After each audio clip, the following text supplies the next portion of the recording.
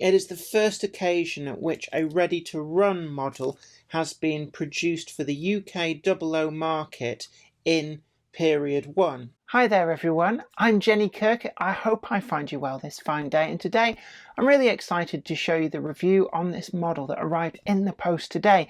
It's actually hot off the bag of the postman, I suppose, so to speak. Just arrived, and I know a lot of you guys who've been waiting for this probably been receiving it too over the last few days. Now, I ordered it with much excitement as part of the Hornby 2020 announcements way back in January. Gosh, it seems like a lifetime ago with all this COVID-19 stuff that's been going on, but they have finally arrived. Now, the Triang version of these, and you know which one I'm talking about now, they arrived just before lockdown started, and the main range ones were supposed to follow straight on, but because of COVID, they've been delayed for quite a few months. Well, they have finally arrived, and yes, that's right, in association today with our sponsor Rails of Sheffield, and in particular their Wanted service.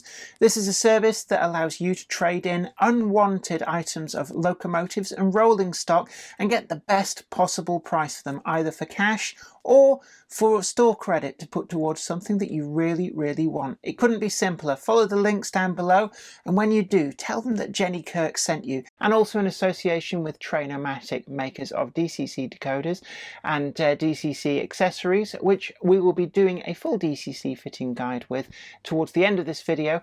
We're going to be reviewing the Hornby Stephenson's rocket set. It has finally arrived. Really been looking forward to this. So come with me, and I'm excited to show you what it's like.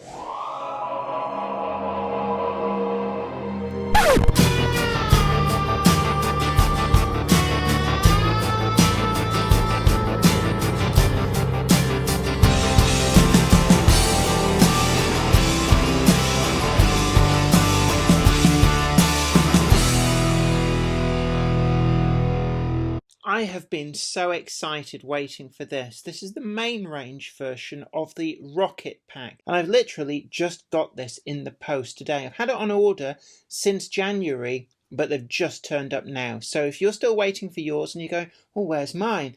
Don't worry about it. They're being posted out, and I'm guessing that they may be being posted out in the order that they were actually ordered in. But it's got a really shiny box, and I haven't even delved into this. Normally, I get a locomotive out, I actually pre-chip it and test it. I have not had chance to do any of that.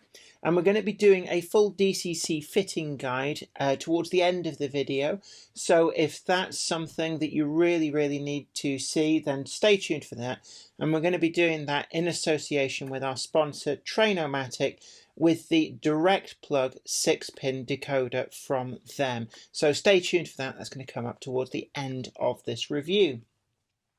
Now, normally I do kind of tease about other YouTube reviewers and their love of the boxes, but with the Rocket, the whole package, the whole presentation is done in such a lovely way. The Triang box was done just like you remember the Triang boxes from the 60s and 70s. I haven't actually seen one in the flesh, but I have seen pictures of them. Now, this one, I think it's the same form factor box, but we've just got this plain yellow. And actually, in some respects, I quite like this. I don't want to overstretch the cover, but as you can see, even if you never take it out of the box, it is a wonderful presentation here. And we've got the full lowdown on the real locomotive, the full potted history of how it actually does survive. And I think most people assume they've seen the real locomotive, but actually, if you've seen a locomotive that looks like that, you've seen the replica, because the original got modified over its lifespan, and what you now see, and I think it's in the Science Museum, actually doesn't look completely like this, because it's had its cylinders moved, various things done to it. So if you've seen one of these, you've seen a replica, but certainly it's well worth seeing either of them. It comes with the 3 coaches, and I've been trying to get information about this since the Triang version was released as to whether these would be exactly the same coaches or different coaches. I can now confirm that the coaches that come with this in the main range version do have different names on. Now, from memory, I think it was Times, Dispatch, and The darker reaches of my memory are saying Endeavour, but I think it's something else.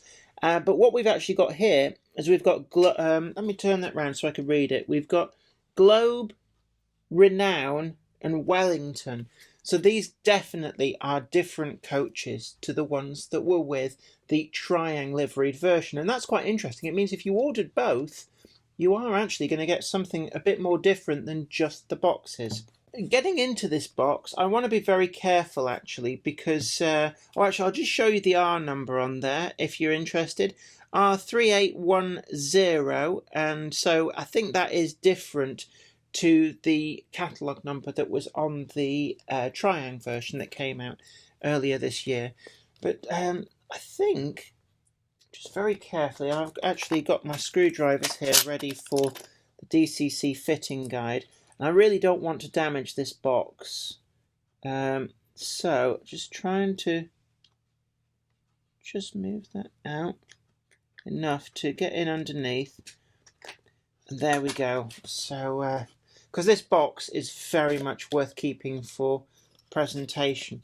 Oh, this is interesting.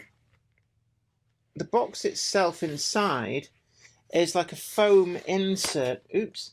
And this is actually really reminiscent of the foam that we've seen in Helgen locomotives and Dapol locomotives. And actually, I prefer it to the acres of polystyrene or just horrible vacuum-formed plastic. This just lifts out. We've also got, let's have a look, some guidance here for maintenance and DCC fitting. Shows, in fact, actually DCC fitting, we are going to come to that later on. It shows it obviously with Hornby's own 6-pin decoder. We're going to be trying a fitting with the Trainomatic one, although looking at how the actual decoder slot is in there, I may actually switch out for the wired 6-pin Trainomatic decoder. Once we get inside there, I will take a look at that, but Trainomatic do have the two different options, so we are definitely covered. We've got a driver and fireman figure. Yeah, I can see them in the box, and it just shows you, I think there are actually little lugs where these will attach, some oiling points, and the like. So that's what that is. Now, I think we're going to go with the locomotive first, and I'm just wanting to just see. Well, that's glued together. The figures, I think, are here. So actually we do have period figures, and you can see there he's got the little lug. So it's no glue required, I think. He just sort of slots in. And they are ready painted and dressed in period attire, because of course this is Era 1, and as far as I'm aware, it is the first occasion at which a ready-to-run model has been produced for the UK 00 market in period 1. Now, I know the original Triang rocket was out in the, I think it was late 60s into the 70s. This is completely different. This is not the same tooling in any way. I spoke to Simon Kohler, I think it was at the end of last year, and he said to me that the original tooling had been junked by previous management, which was a crying shame, but actually it did open the way for them to retool it all properly. And when you can imagine, there's the driver figure there, again, period attire, ready painted, with a lug ready to slot him in. When you actually think about it, the original Triang rocket very much had a lot of limitations because of the technology of the day. This is actually close to scale, and let's be very careful here. There are some push-outs behind. The tender and the locomotive appear to be connected by a wire. Just very carefully trying to get that out. There are some push holes behind. They're not very big. I'm going to use my little finger because I've got quite fat fingers. There we go. You just got to be ever so careful because these are tiny, so fragile. Oh, my word. The first thing I don't like, and I have to say, I'm sorry about this, Hornby, but I would have expected a permanent drawbar. The same design as you see on all of the modern super detail Hornby locomotive and tenders. But this doesn't. This uses the method which I've derided in the past. And what that means is it's possible to put a lot of strain on those very slender wires. And that's going to potentially cause it some issues. So be ever so careful. You can accidentally rip those wires apart. You really don't want to do that. Looking at the underside here, we appear to have all-wheel pickup across both the locomotive and the tender. And it is actually, there's a lot of detail on there. You can see the drive to the centre of the front axle. I'm going to turn that on its side. It's really, really fragile. Well, it looks fragile. I think that's a little bit unfair to Hornby. Looking fragile and being fragile are two different things. But you can see that this is true to scale. It's just amazing how tiny this thing is. That is exquisite. And you can see down on the footplate some tiny holes, and that's where the figures are to go.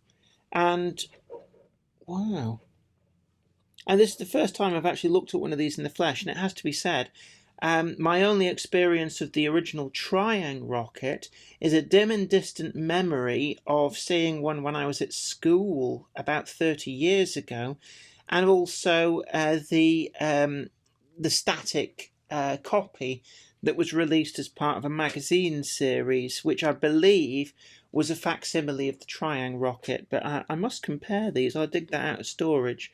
So you can see there side by side, actually, the Triang one, albeit that this is a cheapened facsimile, was different dimensions. And no more so than when we go to the coaches. That's where the huge difference lies. So the new ones are definitely far more to scale than these. And I think anybody who bought into these in a big way is going to be disappointed if they thought that they were going to buy this set to add to that.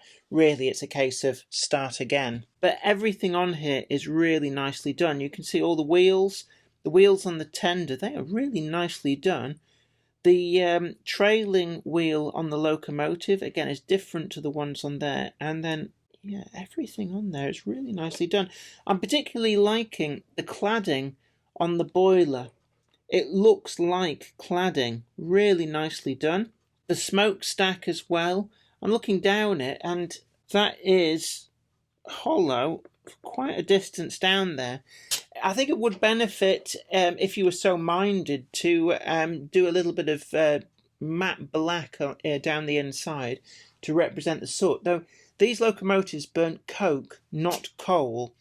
Coal-burning locomotives came later, not just because they were actually bothered by the emissions coming out, and actually some of the wealthy landowners who owned the land that bordered the tracks, and actually they were forced to sell to the railway company to build the tracks. One of their stipulations was the locomotive had to, quote, consume its own coal, was the terminology that they used, and that meant that they burnt coke, which is much cleaner burning. It's effectively smokeless fuel. But later on, when they developed things like the fire brick arch in the firebox, they were able to actually much more cleanly burn coal. So I guess it would have had some degree of soot. The actual backhead detail on there, we've got a lot of this very, very... I'm looking at it ever so careful. It's plastic pipe work. It is separately applied, and it does seem very, very fragile. I do particularly like as well the design of these cylinders. Everything about that looks right, and it's just such a tiny little model. I believe that the DCC socket is contained within the barrel in the tender. Now, I'll come to that at the end of the review. I'm going to do a full DCC fitting guide, but I'm going to just put that to one side, and we're going to move on to the coaches. The coaches actually look giant compared to the locomotive. And again, there's a little hole on the back. As you can see there, there's like a little push out that you can just use your finger to push them through. Now, I will expect all three of these coaches to be the same design, even though they've got different names. And again, really exquisitely done. There is a lot of detail on these coaches. I'm going to get all three out. So we've got Globe out, then we've got Renown, and then we've got Wellington. And I'm guessing that these were all the actual Liverpool and Manchester liveried coaches. They're all modelled on the names that would have been on the real ones. I don't actually know how many they had, but I know that the ones that have been in the Triang pack are probably the most famous, although I'm not entirely sure whether they're famous because they were in the Triang pack, so they're the ones that people are familiar with, or if they're famous for another reason. But you can see there, these coaches owed a lot in their design to the stage coaches of the day.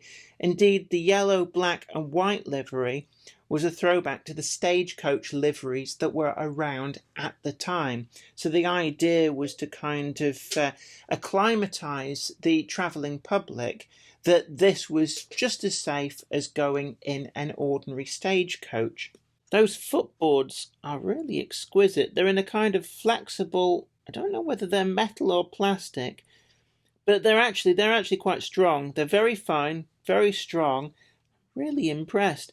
And you see the cutaways in the frames, and I've been and seen, I'm assuming it may be the replica, I'm not entirely sure, that was at Shildon. We did a visit to Shildon Railway Museum and saw one of these, and it did strike me, all these cutaways and the coach work that went into these coaches. They're very, very nicely done, but the model captures all of the different aspects of the full-size coach really, really nicely. The glazing is recessed, it's not flush glazed, but actually it doesn't look too bad for that. The ends of the coaches as well owe a lot to their stagecoach ancestry, but we've got a lot of separately applied detail, and I think that's going to be a theme throughout this entire set. It's no expense spared, it very much feels that way. The buffers are not sprung, but I'll be honest, I wasn't expecting them to be, but they do look just like the originals. They're plastic, I think, but I do remember the ones on the full-sized versions being quite chunky. We've also got on the roof this kind of luggage rack area, and I suppose that, again, this was another throwback to stagecoaches where you sort of bunged all the bags on the roof to give you more space. And I suppose in the early days of railways, people just carried on business as usual, what they were used to doing. Looking to the underside, we have a full representation of the actual chassis details, and again it's really nicely done. And then there's two unobtrusive screws which hold this all together. The wheels are metal, and they're actually, again, really nicely done, chemically blackened. They do look nice. Everything about this package is nicely done. Each of the other coaches, looking at that, we've got exactly the same. In fact, I think each end of the coach is identical to the other. The tampo printing, I get told off for calling it tampo printing. I think they've gone one stage ahead of that now. But the actual printing is sharp, and we've got different fonts here. So the Liverpool Manchester is like a single pass outline letter, but then the Wellington, and the same for Globe and Renown, has this kind of shadowing on the letters, and really nicely done. Then we've got the little railway company in there, and all of this fine lining as well. It really does look the part. I honestly can't find myself finding anything really to fault. I mean, there are compromises, to be sure, for something this small, but the compromises have been done so well that you really don't notice them. And I dare say, if you've got one of the original Triang versions from back in the day, these knock it out of the park. They very much are pretty much perfect. I suspect that a lot of people are going to be having these as display cabinet fodder rather than running them on their railways. But it will be interesting to see whether people do start producing pioneering model rail layouts, because certainly now we're getting these through. That is quite nice. And if between the two packs you've got 6 different coaches, and it should also be said at this point that Rails of Sheffield have brought, at the time of filming this to the market, 3D printed rendition of the second class open coaches in a light blue livery. So if you want to add to this stock, there is certainly stuff coming through. I haven't as yet had a chance to run the locomotive. I'm going to be doing that later on. So from the point of view of filming this now, I can't tell you what the running characteristic is like, but I'm expecting it to be reasonably okay. Now, how do these couple together? That is a question which I find myself asking, and I'm just looking in the box, and there is a bag here. How do they couple together? We've got these very strange representation of, they look like chain links, but they're solid molded, so even when the train's in motion they will hang down, and I'm guessing these are a necessity based on the fact that this is really quite small. It also is just like how they would have connected up prototypically, so I guess Hornby has to be applauded for that faithfulness to detail. But I can see those being incredibly fiddly, and it also means that these aren't really compatible with any other rolling stock that you might have. I'm going to play about with them when I get up onto Weir Yard after I've done the DCC fitting. So what I'm going to do now is launch straight on in association with our sponsor, Train-O-Matic, and try to do the DCC fitting. I have a feeling that what we're going to need is the wired 6-pin decoder as opposed to the direct plug, which I've got here. Now, I've hunted high and low, and I'm a big advocate of the wired 6-pin decoders for hardwiring into locomotives because they're actually a really great price. But I don't have any to hand, which I can use in here. So we're going to see where we get to, but I may have to run this without the top on. According to the instructions, the top of the water barrel just pulls off and is located on 4 pins, and there we are. So it just pulls straight off, and in there what we can see is actually the tiniest. Actually, I think this is going to work, you know. So we've got pin 1 marked by an arrow, so we can just wiggle out the blanking plate, and now this is interesting, just how tiny. The chip itself will just fit. Unfortunately, it's got to just fit when plugged it in to that. And as you can see, that really is going to be tight. And I guess that the Hornby 6-pin, if you choose that route, is going to be equally in trouble. That is just...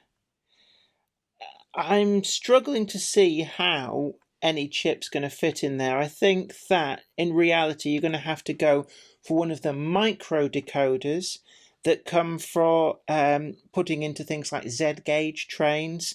But certainly, I mean, this is the standard MRA form factor for the 6-pin decoder, and that is just not fitting because of the way that plugs in. Even if you were to bend the pins, I think we're going to really struggle, and it may be that ultimately hard wiring is going to be the way to go. So DCC fitting, it's easy to get access, but that really is a huge struggle. Can we even? No, we can't. There is nowhere to put anything. So my guess is that you're going to have to go to the super micro form factor 6-pin. Now I do have a wired 6-pin on order, and that will allow some degree of flexibility as to where you put everything, but I've got this sneaky suspicion that the actual form factor of that decoder is too big to fit in this barrel. So I honestly don't have any decoder that will fit in here, and I don't think that the Hornby one is going to fit either, looking at that space. So I'm going to have to run this with the top of the water barrel removed, is the only way I can do this. So I know there's going to be some people who are going to complain in the comments, but tough.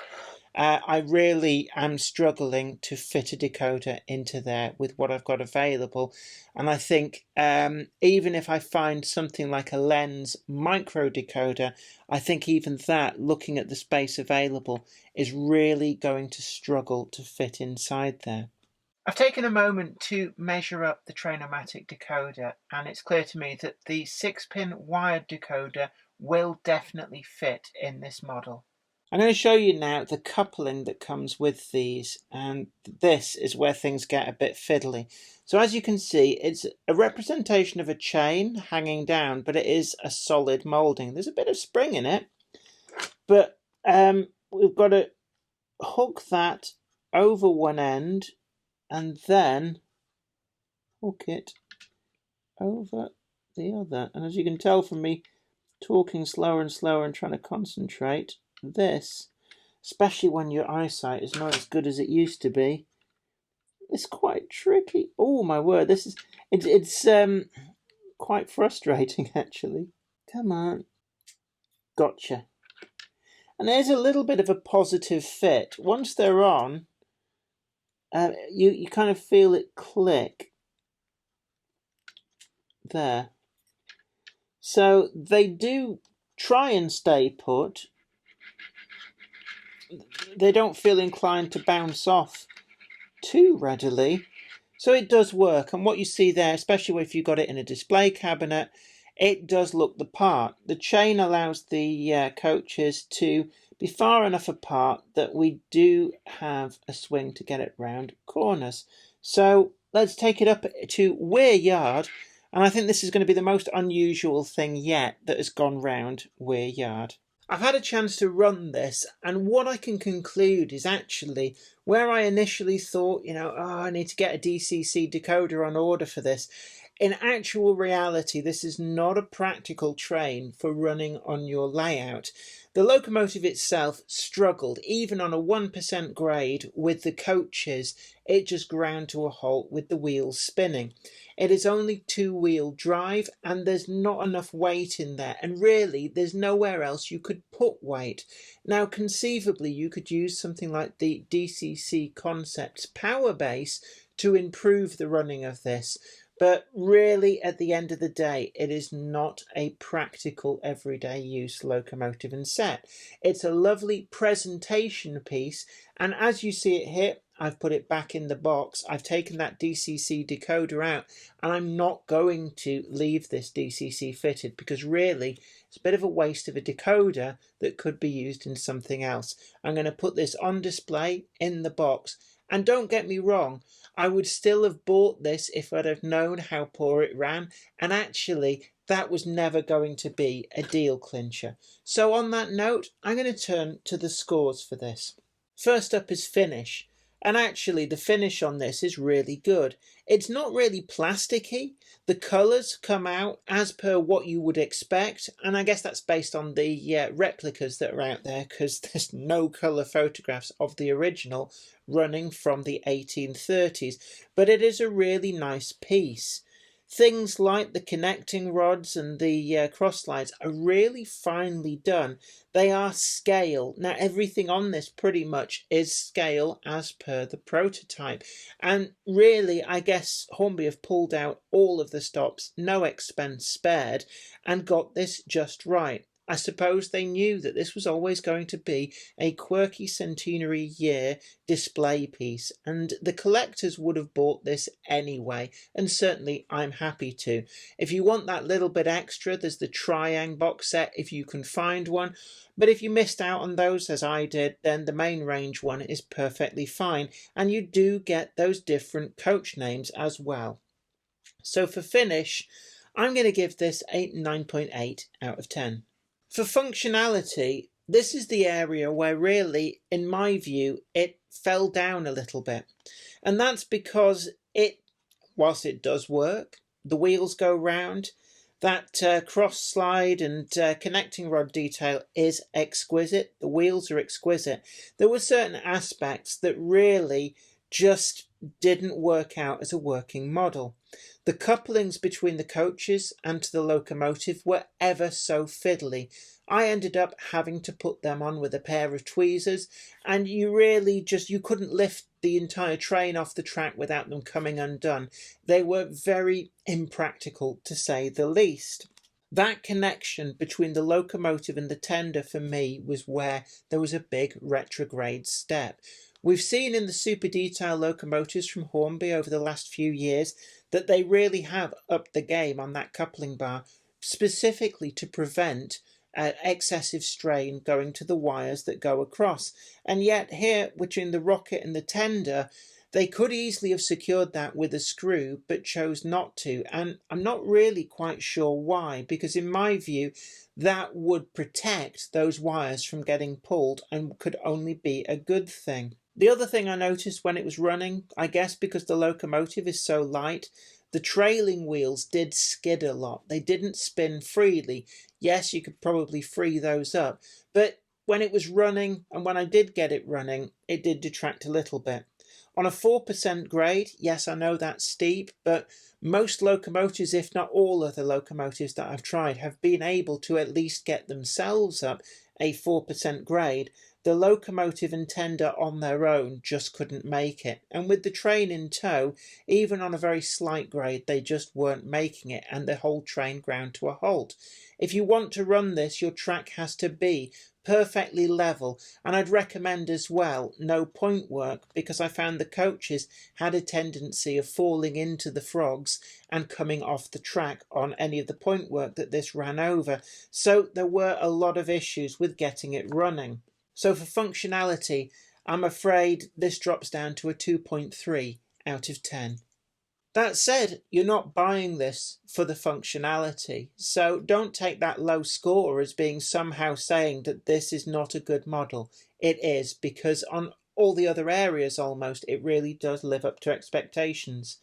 For ease of use, the DCC fitting, getting access to that DCC decoder slot was actually really easy. We've talked about those removable smokebox doors before and about how they have been a game changer. Well, on this model, the decoder socket is in that barrel on the tender, and the fact you can just pull off the top, no messing about with any of this actually quite fragile scale model, was really good feature. Unfortunately, that's where some of that ease of use then fell flat on its face. The actual decoder socket in there, whilst it's on a wire, which makes it quite flexible, it didn't really give any space to be able to adequately get a direct plug decoder in there. And even the smallest ones on the market, I think, were going to struggle. A wired decoder, such as the Hornby 6-pin, that must fit. I guess it's been designed to take that. But any of the others that are on the market, my gut feeling is that it's probably a little bit too big a form factor to fit into what is actually quite a tiny space. How could they have changed this? I'll be honest, I'm not entirely sure. So I can't really rip into Hornby for all of that.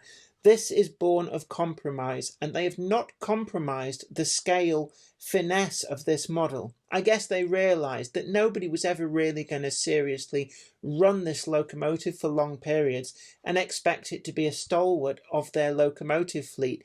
So I guess those compromises are actually compromises that are worth making. So on ease of use, I'm going to give this a 7 out of 10.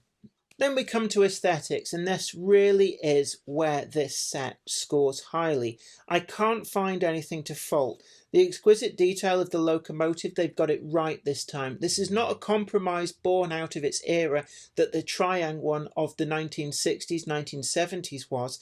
This is a model where no compromise is there to make this look like the real thing. No more so is this than with the coaches, and these coaches really are exquisite. And for me, that is the bit that I take away from this, that I love. These coaches are superb. We've got the printing is perfectly done. All of this intricate aspects of the underframe of the coaches is perfectly done. I can't really find anything to fault, so I'm going to give this a 10 out of 10 for aesthetics. Value for money. Now, these are expensive, yes. I got this for, I think it was £161.99 I paid for this.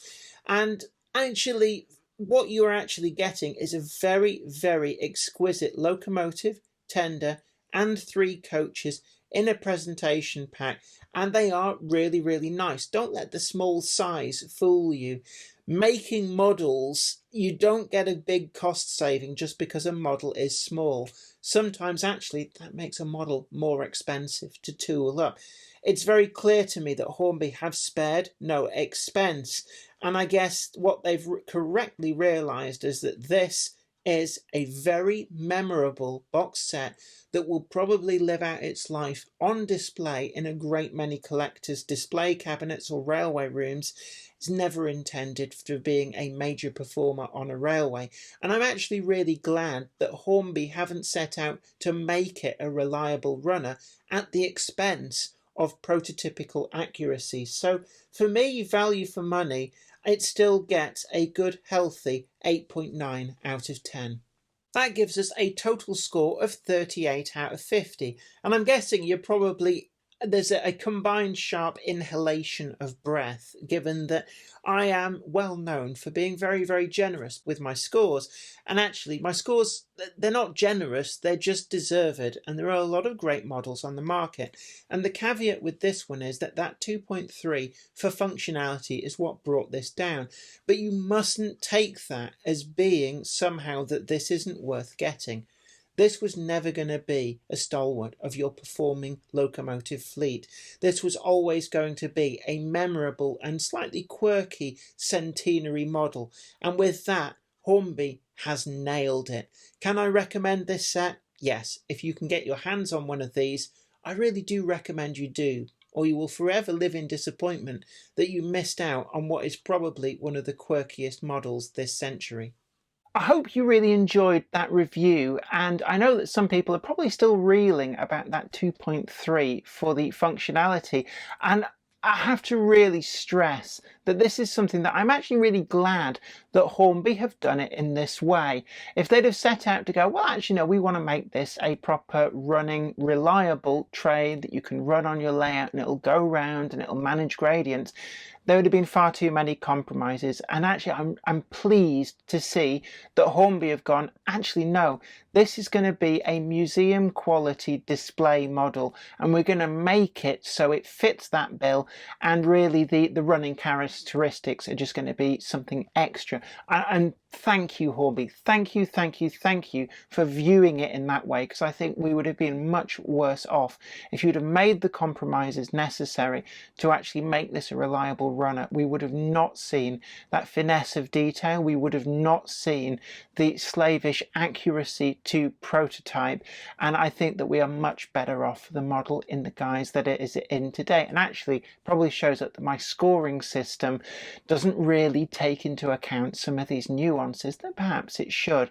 But I hope you've enjoyed this video. Don't forget to tickle that like button, share it too, and also subscribe to the channel, and you'll be the first to know about new videos as and when they go up. In association today with our sponsor Rails of Sheffield and their second-hand purchasing service, where you can trade in unwanted items either for cash or for store credit and buy something that you really do want. And I'd love to hear from you in the comments down below if you agreed with me, and also if you disagreed with me as well. Always interested to hear your thoughts too. And don't forget to check us out next time. We've got lots of great videos coming up, and of course the Monday Club as well. On the Monday, we really hope that you could join us then, and we'll be talking about this model and a whole lot more too. But until then, you take really great care of yourself, and I hope to see you well. Bye for now.